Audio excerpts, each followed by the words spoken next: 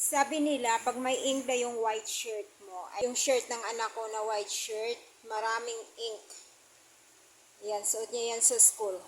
So, tingnan natin kung legit yung sinasabi nila na lagyan ng alcohol saka bath soap. Kailangan daw dry yung ano natin, shirt. Lagyan muna ng alcohol bago lagyan ng soap. Tingnan natin. Yan. Tapos, lagyan natin ng dito kung natatanggal ba siya. Tingnan natin. Kung natatanggal nga siya guys, oh. Ayun, oh. Ayun, oh.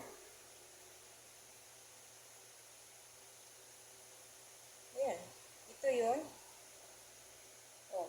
O marami yan. Lagyan natin ng bath soap.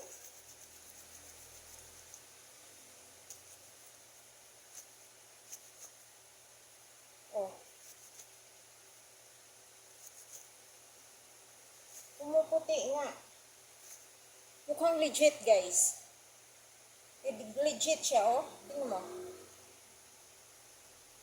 Effective nga siya guys. Pero marami pa akong nakikita. Ang dami, oh. Tingnan natin to, oh. Sa dulo. Mukhang mauubos siya at huko nito, ah. Yun.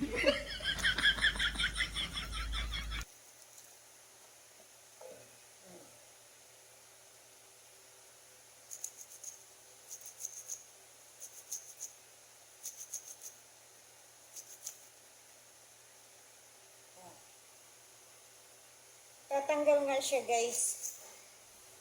Tingnan natin. Tatanggal nga siya, oh.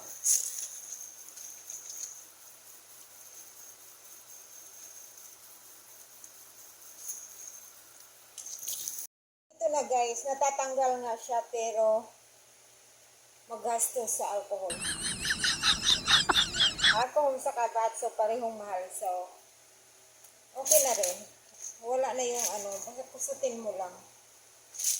Legit pala yung balita. Ayan, wala na yung wala kung kunti pa ang nakikita pero nawawala siya pag kinukusot. So legit siya guys.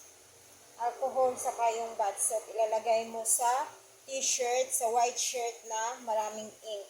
Ayan o, tatanggal. Okay na o, bumalik na sa puti o. Bye!